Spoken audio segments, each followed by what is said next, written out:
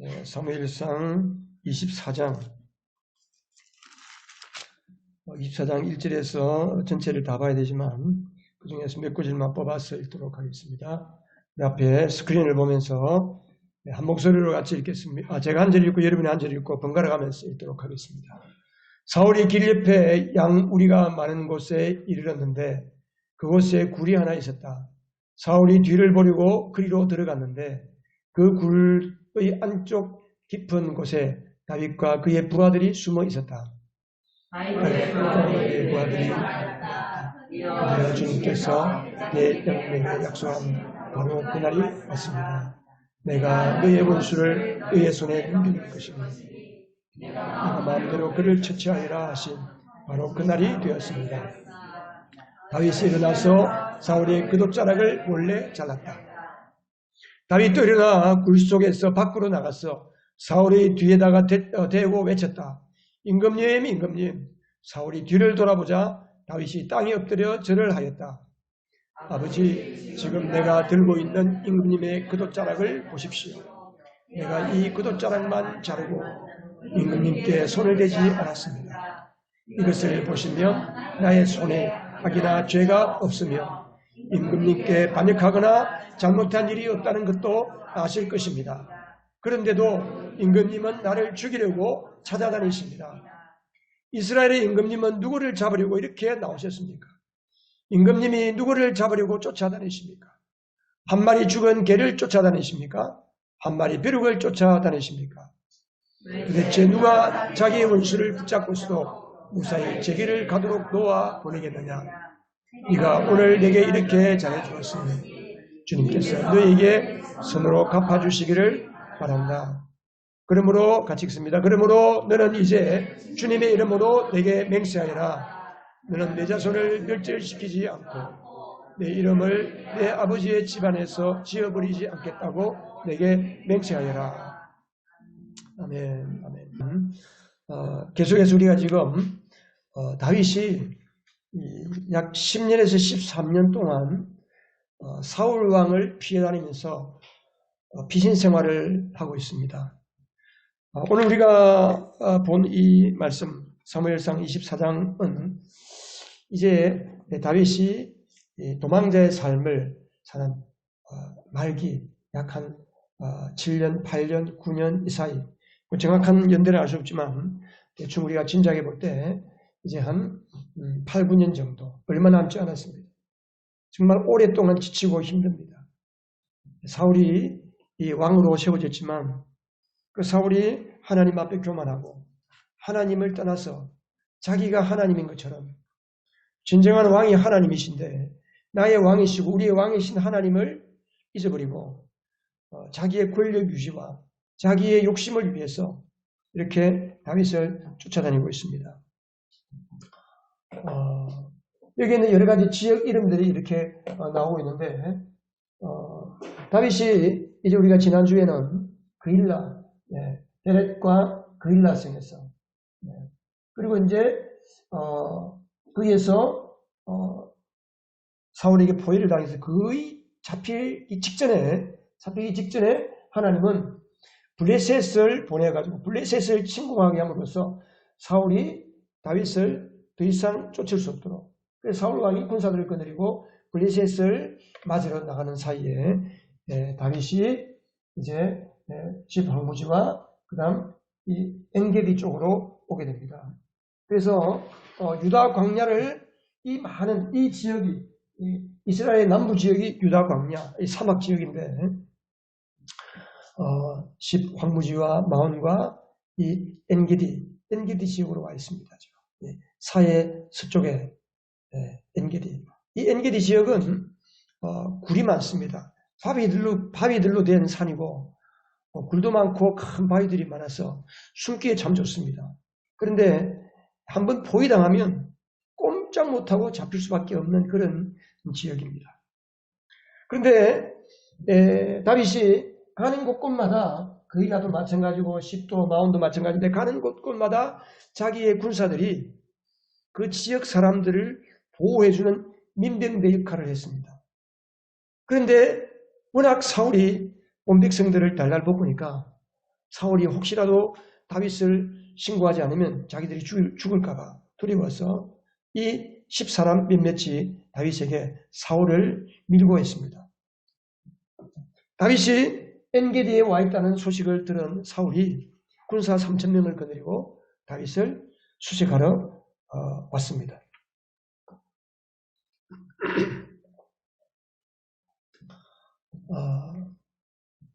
사울은 이제는 꼼짝없다. 꼼짝 못하고 잡겠구나. 왜? 엔게디라는 지역 자체가 포위를 하면 굴이 많기 때문에 굴만 발견하면, 다윗이 숨어있는 굴만 발견하면 끝나는 거예요.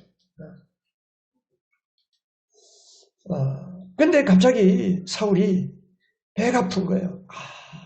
막 배가 아프고 뒤치를 해야 되니까. 그래서 가까이에 있는 굴 속으로 사울이 들어가게 됐어요. 갑자기 굴에 들어오니까 밝은 곳에 있다가 갑자기 굴 안으로 들어가니까 눈앞이 동공이 열리지 않으니까 깜깜할 거 아니에요. 드듬드듬 하면서 굴 속으로 들어갔어요. 그래서 이쯤에서 이제 겉옷을 벗어놓고 조금 더 밝은 곳으로 나가서 앉아서 쭈그리고 앉아서 용변을 보기 시작했습니다. 다윗의 부하들이 저 굴 깊은 곳에서 보초를 쓰고 있다가 대장님 누가 오고 있습니다. 다윗이 가만히 보니까 사울이에요. 사울이다. 장군님 참 하나님께서 이번에 기회를 주셨습니다. 호박이 능굴채에 굴러왔습니다. 단칼에 처치합시다. 지금 쭈그리고 앉아서 저렇게 볼일을 보고 있는 그 사울 바로 가서 죽일 수 있습니다.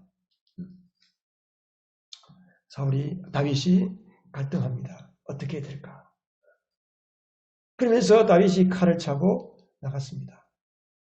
나는 내 손으로 하나님이 기름 부어 세우신 왕을 내가 죽일 수가 없다. 하나님께 맡겨야지. 그리고는 사울이 벗어놓은 겉옷자락을 살짝 조금 잘랐습니다. 그리고 자기 겉옷자락이 잘린 것도 모르고 사울이 볼일을 다 보고 일어나서 겉옷을 주섬주섬 챙겨들고 이제 굴 밖으로 나갔습니다. 굴 밖으로 나가는 사울을 쫓아서 다윗이 같이 쫓아나갔습니다. 사울이 저만치 갔을 때에 다윗이 소리를 지르는 겁니다. 임금님! 임금님! 제가 여기 있습니다. 사울이 들으니까 다윗의 목소리를 말해요. 사울이 뒤를 돌아봅니다. 다윗이 그럽니다. 임금님! 저는 너무 억울합니다. 임금님과 저 사이에 하나님이 재판관이 되어서 나의 억울함을 풀어주시기를 바랍니다. 아버지요, 어찌하여 아버지는 나를 죽이시려고 쫓아다니십니까? 하나님께서 임금님을 나에게 붙여주셨지만 우리의 부하들이 임금님을 죽이자고 했지만 저는 임금님에게 손을 대지 않았습니다. 다만 겉옷자락을 조금 잘라서 여기 있습니다. 어찌 임금님은 죽은 한 마리의 개와 같은 죄를 쫓아다니십니까?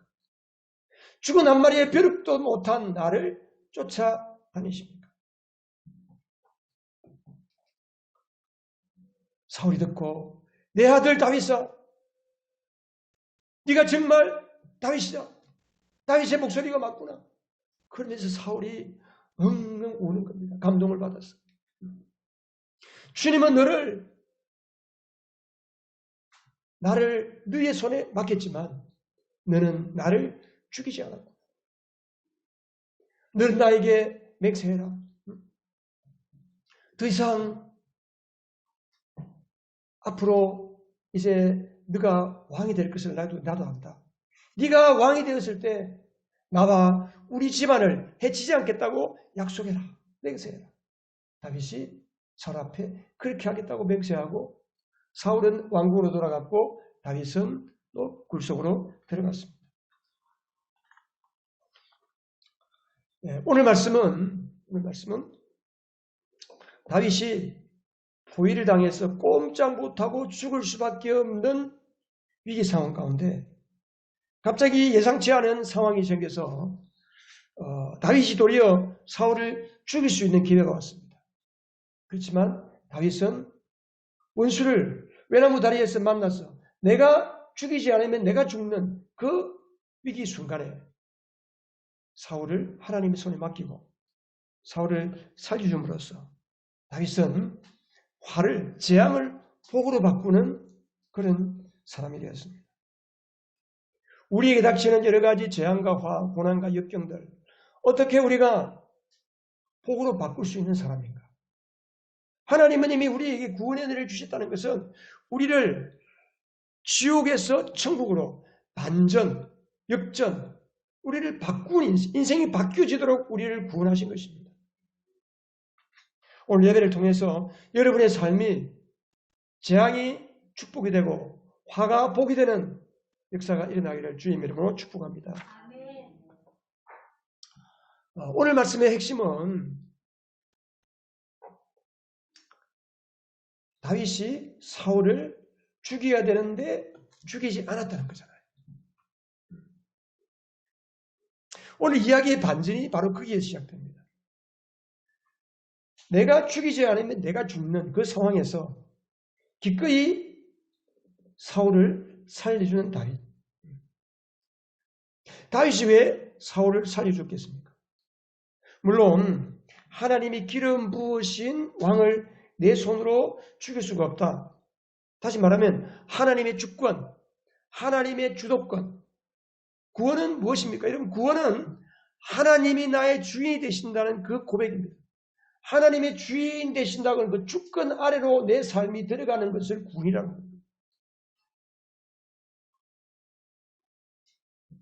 그렇지만 여러분, 우리가 하나님의 다스림을 받고 내 안에 계신 예수 그리스도의 다스림을 받고 살아야 정상인데, 내가 어려운 사람을 만났을 때 목숨이 경각에 달려있고 내가 정말 이 사람을 죽이지 않으면 내가 죽을 수밖에 없는 그런 상황 속에서 하나님의 주권 아래 굴복하는 것이 말이 쉬워서 그렇지 그게 잘 될 수 있을까요?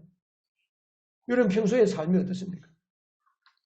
조그만 힘이 들고 조그만 어려움이 찾아와도 우리는 하나님에 대한 생각은 온데간데 사라져버리고 그래서 나 하나 지키기 위해서 내 생각을 따라가는 경우들이 얼마나 많습니까?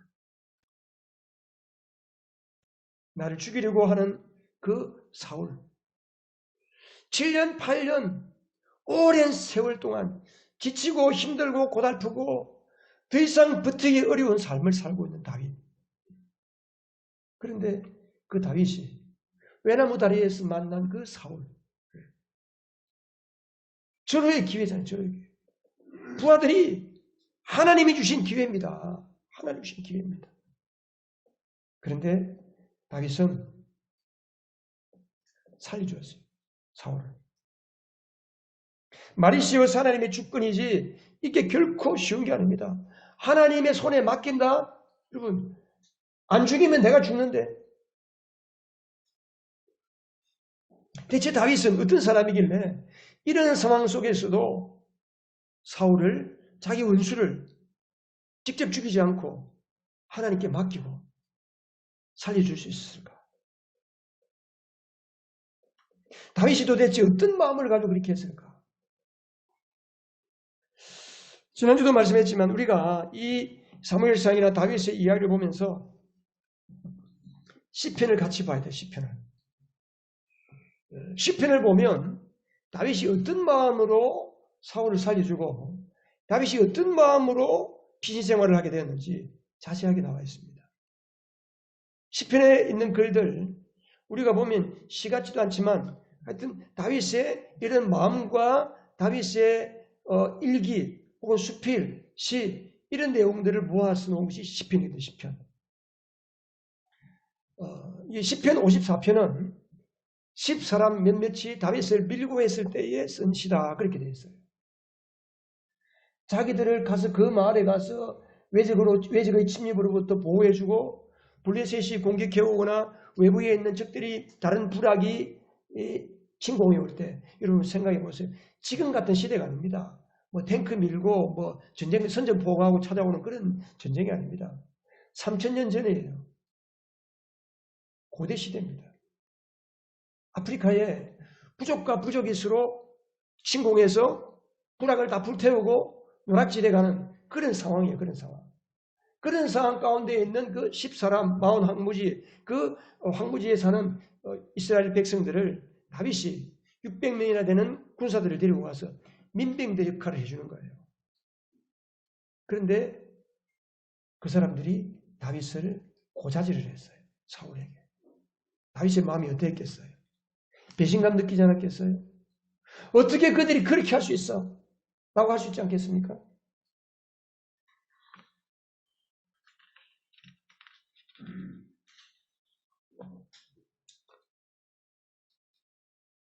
다윗이 자기를 밀고 간 사람들을 생각하면서 하나님 앞에 뭐라고 했습니까?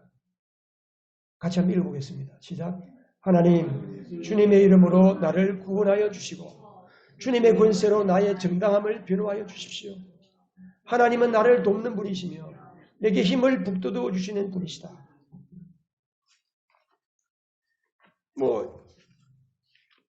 시편을 다 이렇게 인용할 수 없지만 그 시편의 내용들을 보면 다윗이 괴롭다, 힘들다, 억울하다, 그런 내용이 거의 없어요. 억울하지, 억울하기. 근데 주님의 권세로 나의 정당함을 주님께서 변호하여 달라. 변호하여 달라. 3절에 보면 무법자들이 일어나 나를 치며 폭력배들이 내 목숨을 노립니다. 그들은 하나같이 하나님을 안중에도 두지도 않는 사람들입니다. 그런데 다윗은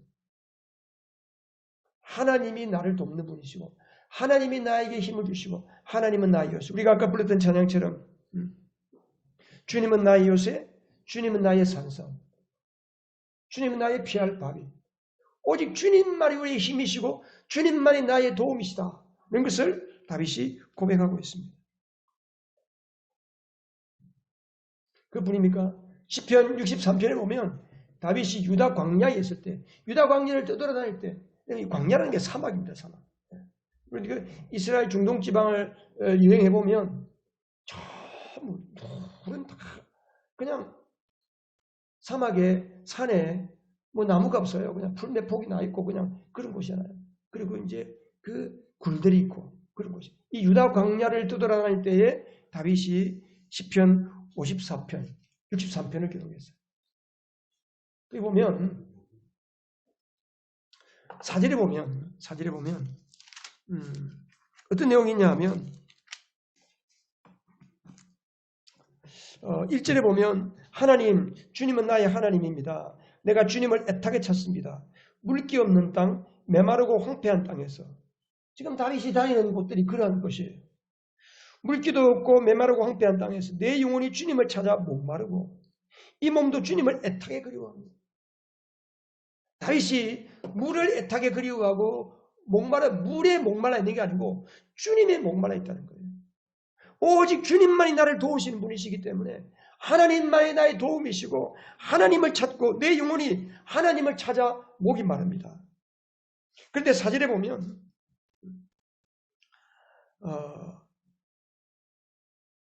5절이네요. 5절에 보면 우리 같이 한번 읽어보겠습니다. 기름지고 맛깔진 음식을 배불리 먹은 듯이 내 영혼이 만족하니 내가 기쁨에 가득 찬 입술로 주님을 찬양하렵니다. 4절에는 이 생명 다하도록 주님을 찬양하렵니다. 내가 손을 들어서 주님의 이름을 찬양합니다. 기름지고 맛깔진 음식을 배불리 먹은 듯이 내 영혼이 주님을 만족하는 거예요. 지금 죽음의 위기 가운데 굴속에 숨어 다니고 피해 다니는 사람이 쓴 글이라고 할 수 있겠습니까, 여러분? 저는 이 말씀을 묵상하면서 정말 큰 도전과 은혜를 받았어요. 여기 보면 맛깔진 음식을 배불리 먹었을 때 만족하잖아요. 제가 우리 목사님 몇 분들을 모시고 어느 돈가스 집에 이렇게 갔는데 저도 소문을 듣고 갔는데 다들 목사님들이 너무 맛있다는 거예요. 이때까지 먹어본 돈가스 중에서 최고로 맛있다. 너무 부드럽고 맛있다. 그 다음에 자기 가족들하고 또 가야 되겠다 그러더라고요. 맛있는 음식을 먹었을 때 우리가 만족하잖아요. 그런데 다윗이 표현이 얼마나 멋있습니까? 내가 맛깔진 음식을 먹고 배불리 먹은 듯이 내 영혼이 누구를 만족한다고요? 하나님을 만족하는 거예요. 지금 다윗이 지금 만족할 때예요. 지금 고달프게 사막을 이리저리 이리 피하고 저리 피하고 사울을 피해 다니는 판에 낙심이 되고 힘이 들고 주저앉고 싶을 그때에 다윗이 주님을 기뻐하는 거예요. 막가진 음식을 먹었을 때처럼 내가 주님이 주님이 나의 만족입니다. 주님 나의 기쁨입니다. 주님만 생각하면 만족함이 마음속에서 풍성하게 우러나오는 겁니다.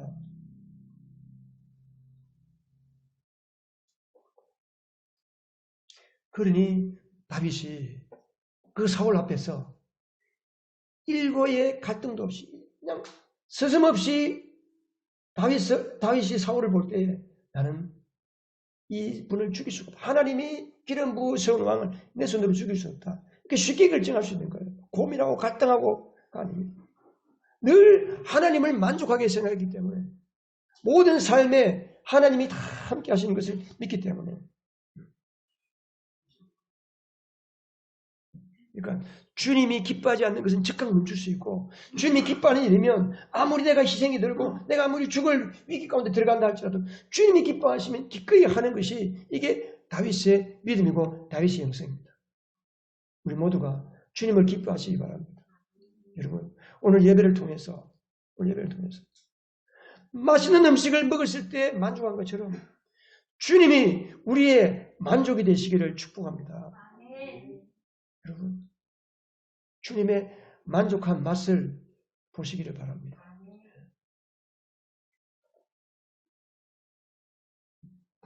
히브리서 12장 2절에 보면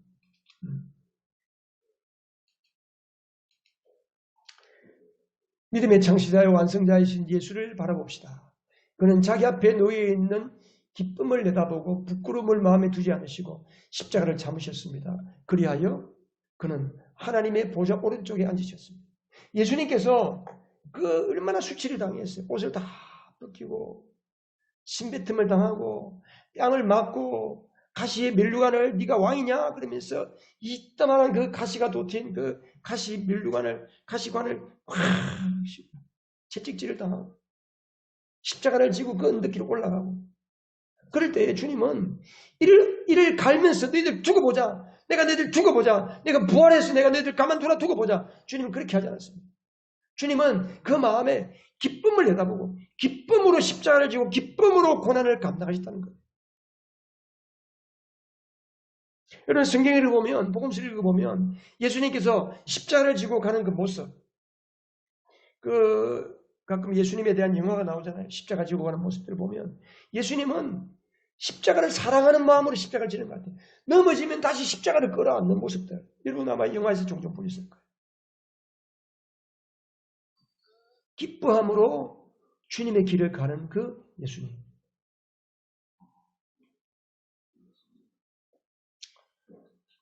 우리가 어떻게 이렇게 기뻐하면서 주님을 따라가고 이 땅에 하나님이 허락하신 삶을 살아갈 수 있을까? 우리가 이왕 예수 믿는 거 힘들고 지치게 그냥 늘 한숨 쉬고 낙심하고 짜증내고 불평하고 늘 불만스러운 마음을 가지고 살면서 예수를 믿겠습니까? 이왕 예수 믿을 우리가 평생 예수 믿을 것 같으면 우리도 여러분들도 다윗처럼 날마다 주님을 만족해하고 날마다 주님을 기뻐할 수 있는 그런 믿음의 은혜가 있어지기를 주님으로 축복합니다.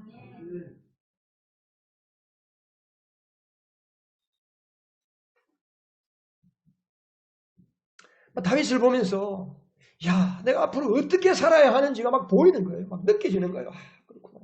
내가 이때까지 그냥 일비하면서 조그마한 하는 거에 막 기뻐하고 조그만 어려움이 있으면 막 뒤로 넘어지고 짜증을 내고 불안해하고 걱정한 내 이 모습이 얼마나 주님 앞에 죄송하고 참 나약하든지 내가 주님 앞에 어떠한 삶을 살아야 하는지 막 보이는 거예요. 너무 감사한 거예요. 이 말씀을 묵상하는데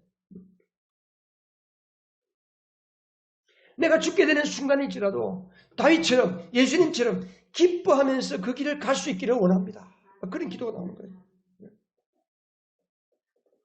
나를 지옥 불구덩이에서 건지신 그 예수 그리스도를 기뻐하면 우리의 삶에 기뻐하지 않을 것이 없어요. 아무리 고난이 닥쳐 어려움이 닥쳐. 다윗은 오실 예수님을 미리 보여주는 사람입니다. 미리 보여주는 사람. 그러니까 예수님께서 그 모진 고난 가운데서 어떻게 사는지 다윗을 보면 알 수가 있는 거예요. 그렇게 다윗을 그런 삶으로 하나님께서 지금 성경에 기록하고 있는 겁니다.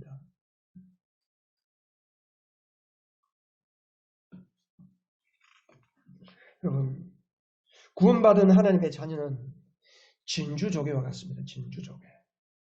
진주가 어떻게 만들어지는지 아시죠?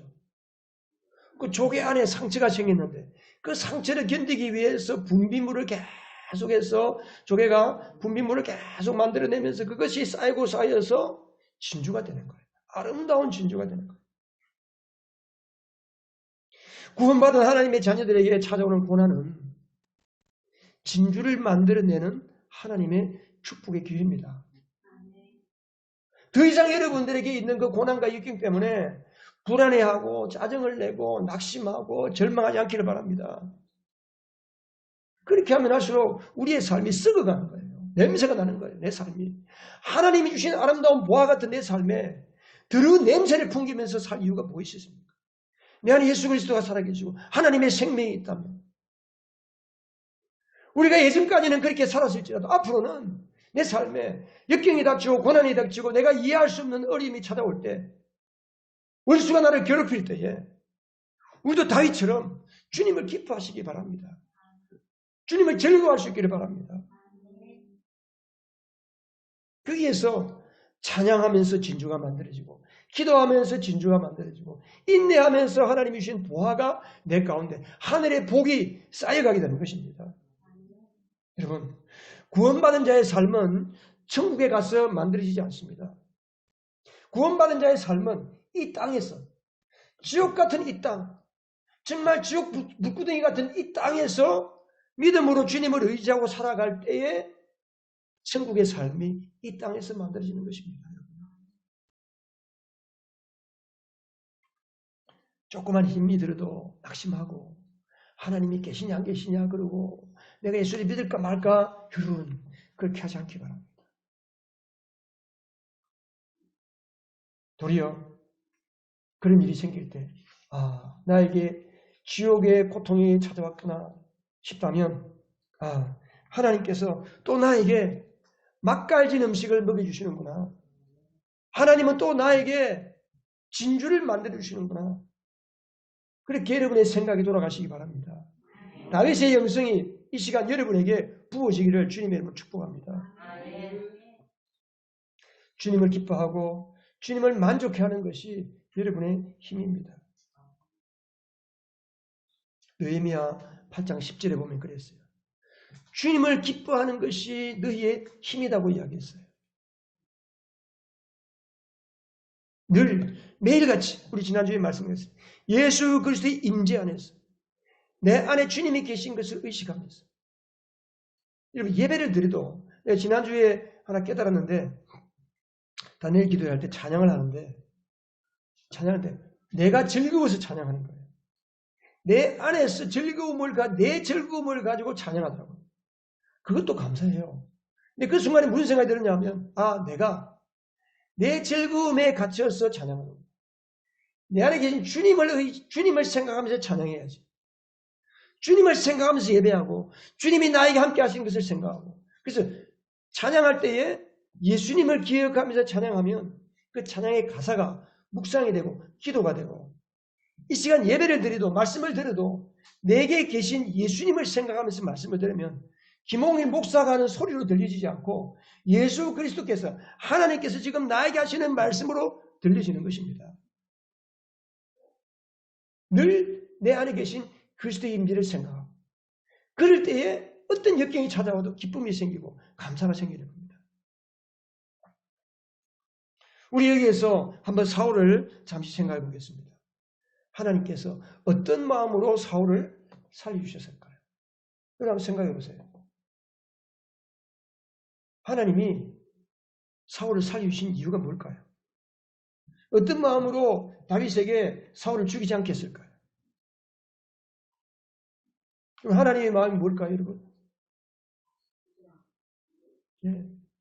회개하라는 거, 회개. 회개의 기회를 주는 겁니다. 사울이 왕이 되고 얼마 안 돼서 하나님을 버렸어요. 자기 마음대로 했어요. 하나님의 말씀대로 살지 않았습니다. 그래서 사무엘이 와서 왕이 하나님을 버렸기 때문에 하나님도 왕을 버려서 더 이상 왕이 되지 않게 하시고 당신의 대가 당신의 가문으로 이어지지 않고 다른 가문이 왕을 차지할 것입니다. 그런데 사울은 서른의 왕이 되어가지고 40년 동안 왕의 자리에 있었습니다.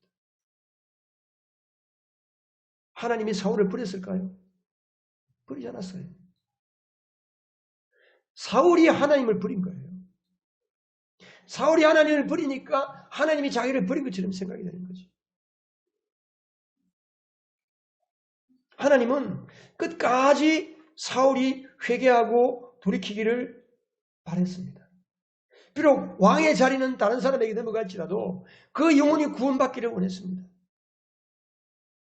사울이 그 죽음 앞에서 하나님의 은혜로 내가 살았다.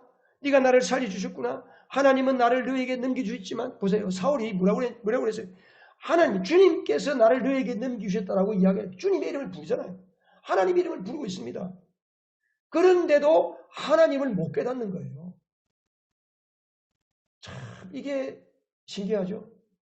우리 입술로 하나님을 고백하고 예수님을 이야기해도 전혀 하나님을 깨닫지 못하고 전혀 예수님을 깨닫지 못하고 살 때가 너무 많은 겁니다. 예수의 이름을 부른다고 전부가 아니에요. 예수님의 마음을 알아야 되고 하나님의 마음을 깨달을 때에 그게 우리의 믿음이 살아나는 겁니다. 사울 보세요. 사울이 다윗에게 뭐라고 했어요? 하나님께서 너에게 악을 선으로 갚아주신 너에게 선으로 갚아주시길 바라고 축복까지 해줬어요. 그런데 하나님이 자기를 살려주신 은혜에 대해서는 깨닫지를 못한 것.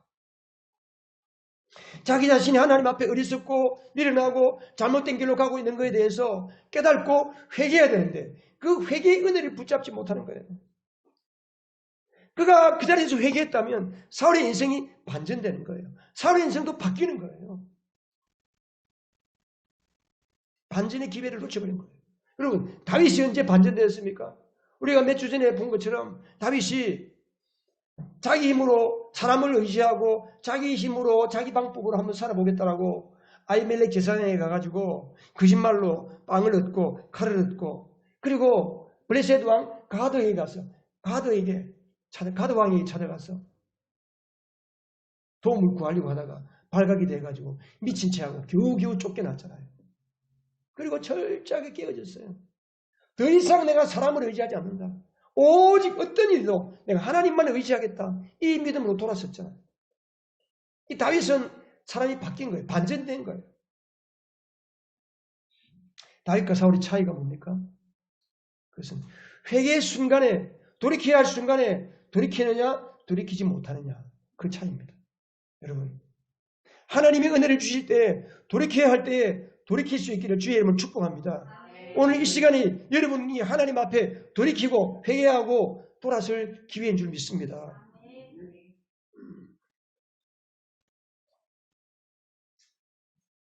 하나님은 죄인을 의인으로 바꾸어주시는 반전시키시는 은혜의 하나님이십니다.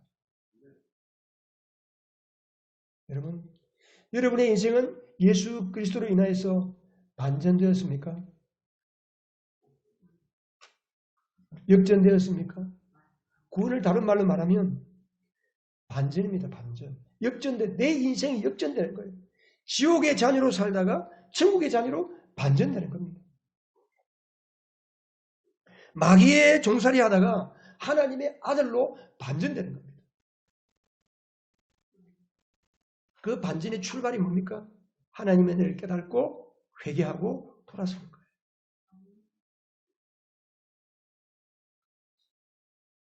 다윗은 평소 하나님을 기뻐하고 하나님이 나의 힘이시고 하나님이 나의 의지시라는 그 사실을 믿고 늘 주님을 의지하고 살았기 때문에 자기가 죽일 수밖에 없는 그 사울, 원수를 갚을 수밖에 없는 그 상황 속에서도 사울을 살려주었지만, 그래서 자기가 죽을 수밖에 없는 화를 복으로 바꿨지만, 원수로부터 하나님이 축복을 받는 그런 복으로 바꾼 사람이지만, 사울은 회개의 기회를 놓쳐버리고 반진의 기회를 놓쳐버리고 말았습니다.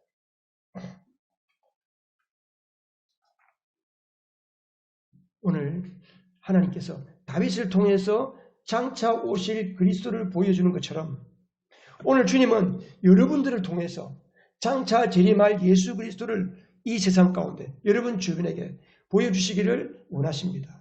그것을 기대하십니다. 하나님을 나타내고 내 삶에 그리스도를 나타내기 위해서는 하나님의 은혜의 자리로 우리의 삶이 돌이켜야 됩니다. 반전되어야 됩니다. 우리 안에서 날마다 우리를 그리스도를 드러내게 하시고 그리스도의 향기를 드러내게 하시는 분이 누구십니까? 성령님이십니다. 성령님께서 우리를 날마다 이기게 하시는 거예요. 로마서 8장 37절 같이 읽겠습니다. 우리는 이 모든 일에서 우리를 사랑하여 주시는 그분을 힘입어서 이기고도 남습니다. 날마다 내 안에 계신 그리스도를 의지하고 살아갈 때 내 안에 계신 성령님께서 그 어떤 역경과 고난과 죽음의 위험 속에서도 이 모든 것을 넉넉하게 이기고 승리하게 하시는 하나님, 그 은혜가 여러분 가운데 충만하게 있기를 주님의 이름으로 축복합니다. 기도하겠습니다.